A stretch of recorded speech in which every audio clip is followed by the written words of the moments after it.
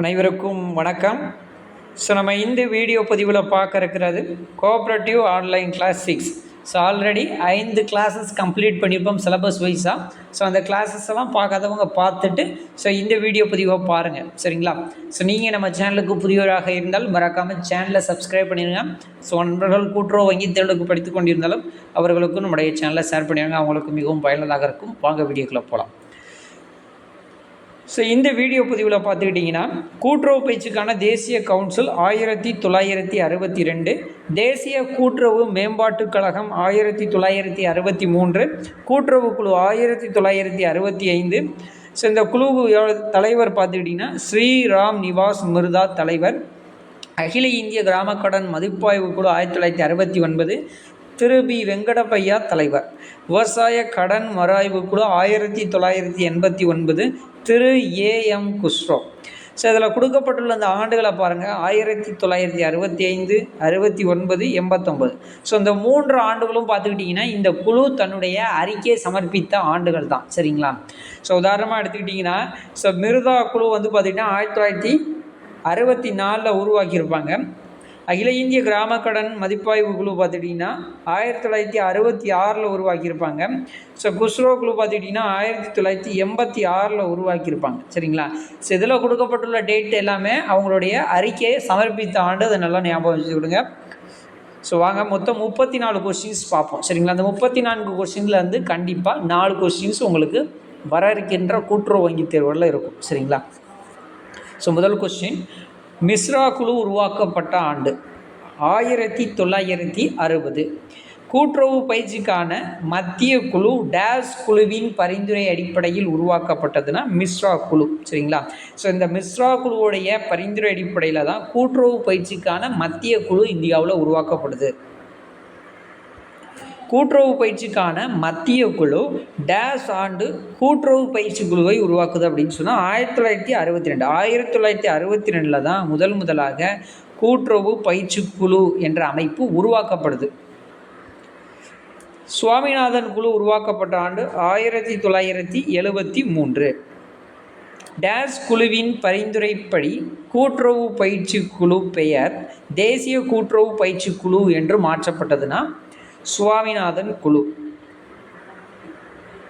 NCCT என்பதன் விரிவாக்கம் national council for cooperative training, அதுதான் இதனுடைய விரிவாக்கம். இந்த கொஸ்டின் ரொம்ப ரொம்ப முக்கியம், சரிங்களா?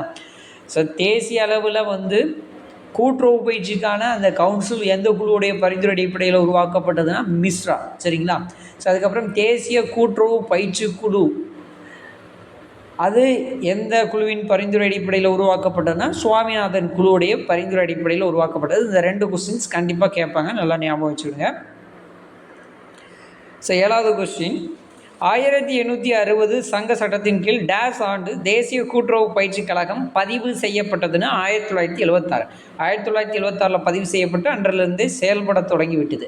உங்களுக்கு கொஸ்டின் கேட்டாங்கன்னா ஈஸியாக ஆன்சர் கொடுத்துடலாம். தேசிய கூட்டுறவு பயிற்சி கழகம் தொடங்கப்பட்ட ஆண்டு அப்படின்னு சொன்னால் 1976, நல்லா ஞாபகம் வச்சுக்கிடுங்க. எந்த குழுவின் பரிந்துரை அடிப்படையில் உருவாக்கப்பட்டது அப்படின்னு சொன்னால் சுவாமிநாதன் குழு.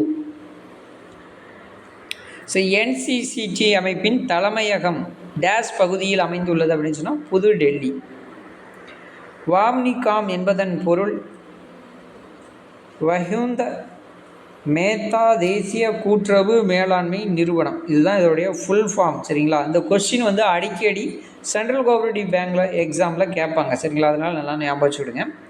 எந்த குழுவின் பரிந்துரை அடிப்படையில் வாம்னிகாம் நிறுவப்பட்டது? DR காட்கில் தலைமையிலான அந்த குழுவுடைய பரிந்துரை அடிப்படையில் தான் இந்த அமைப்பு முதலாக தொடங்கப்படுகிறது. வாம்னிகாம் எந்த ஆண்டு தொடங்கப்பட்டதுன்னா 1967. வாம்னிகாம் எங்கு நிறுவப்பட்டதுன்னா பூனே. தேசிய காதி மற்றும் கிராம தொழில்கள் ஆணையத்தின் முதல் தலைவராக இருந்தவர் வைகுந்த மேத்தா. இவருடைய பேரில் தான் அந்த அமைப்பு செயல்பட்டு கொண்டு இருக்குது, சரிங்களா? நம்ம வாம்னிகாம்னு சொல்லி படிச்சிருப்போம். அந்த அமைப்புக்கு இவருடைய பேர் தான் வச்சுருக்கிறாங்க.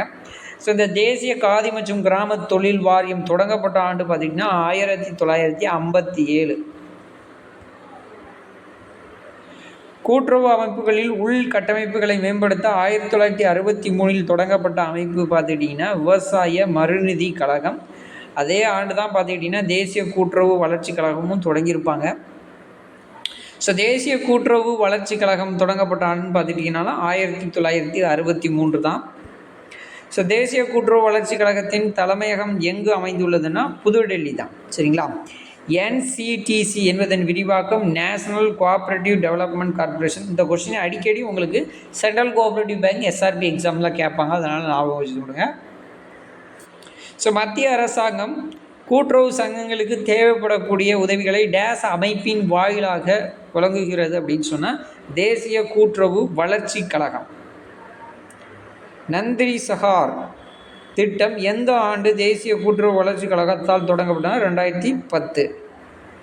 யுவசக்கர் என்ற திட்டம் தேசிய கூட்டுறவு வளர்ச்சி கழகத்தால் அறிவிக்கப்பட்ட ஆண்டு 2018.